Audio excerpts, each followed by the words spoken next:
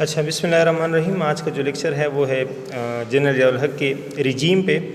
General Zia الحق 1977 سے لے کے 1988 تک پاکستان کے حکمران رہے، اور یہ بتاتا چلوں آپ میں سے بہت ساروں کو پتہ ہوگا کہ وہ آرمی چیف تھے، اور 5 جولائی 1977 کو اس نے ذوالفقار علی بھٹو کی جو الیکٹڈ گورنمنٹ تھی اس کو ٹاپل ڈاؤن کیا اور حکومت پہ قبضہ کیا۔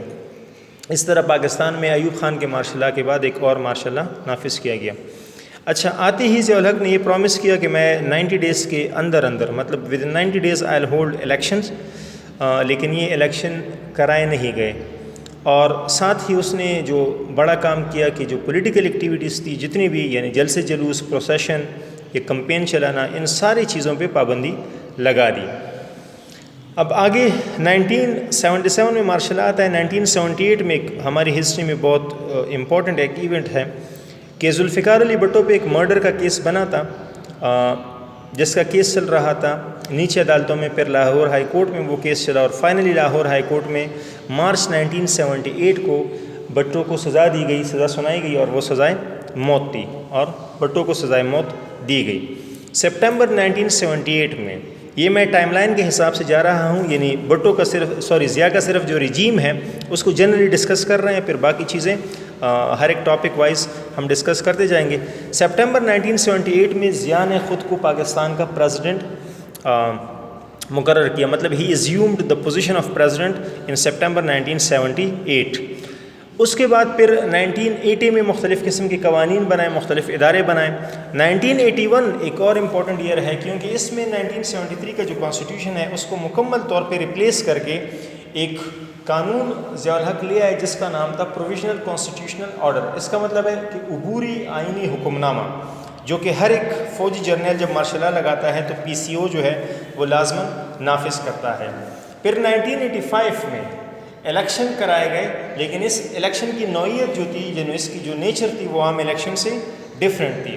یعنی یہ الیکشن پارٹی بیسڈ الیکشن نہیں تھے، نان پارٹی بیسڈ الیکشن تھے۔ نان پارٹی بیسڈ الیکشن کا مطلب یہ ہے کہ کوئی بھی پارٹی اپنا ٹائٹل یوز نہیں کرے گی، نہ کوئی کینڈیڈیٹ کہے گا کہ میں پیپلز پارٹی سے، پاکستان مسلم لیگ نون سے، تحریک انصاف سے، جمعیت علماء اسلام سے، بلا بلا بلا، کسی بھی پارٹی کا کینڈیڈیٹ ہو، بلکہ جس طرح آج کل انڈیپینڈنٹ کینڈیڈیٹ ہوتے ہیں، سارے صوبوں کے جتنے بھی MNAs الیکٹ ہوں گے وہ انڈیپینڈنٹ کینڈیڈیٹ کی حیثیت سے ہی الیکٹ ہوں گے۔ گورنمنٹ بنی، اس گورنمنٹ میں پھر محمد خان جنیجو جو کہ MNA تھے سندھ، صوبہ سندھ سے، ان کو پرائم منسٹر بنایا گیا، اور یہ حکومت چلتی گئی۔ 1988 میں یہ حکومت ڈیزالو ہوئی۔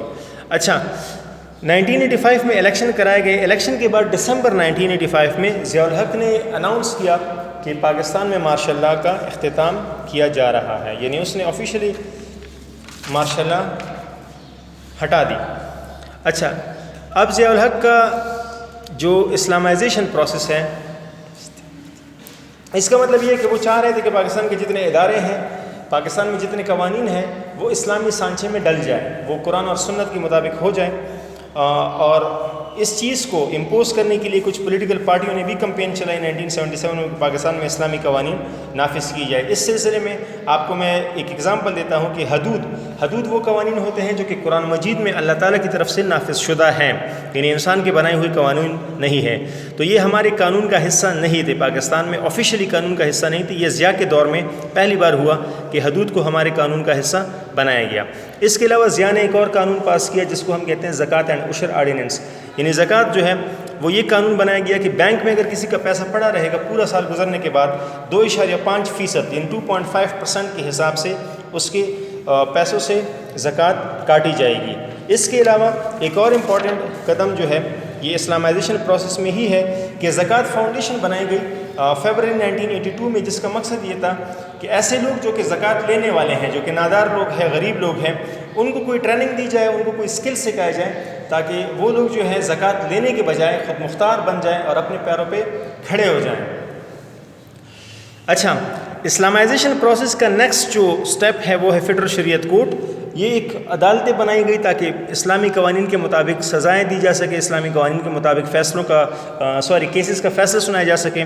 تو اس کی سٹرکچر یہ تھی کہ ہر ہائی کورٹ میں، یعنی سندھ میں، پنجاب، KP، بلوچستان کے 4 ہائی کورٹ ہے، ہر ہائی کورٹ میں 3 ججوں کا ایک بینچ ہوگا جس کو شریعت بینچ کا نام دیا گیا، اور اگر اس کے خلاف کوئی اپیل کرنا چاہے تو سپریم کورٹ میں ایک بینچ بنایا گیا جس کو نام دیا گیا اپیلیٹ شریعت بینچ، جو کہ 3 ججوں پر مشتمل ہوا کرتا تھا۔ اسٹوڈنٹس، یہ تھا ضیاء کا اسلامائزیشن پروسیس اور ضیاء کے دور کا ایک پریسائز بریف۔ Thank you.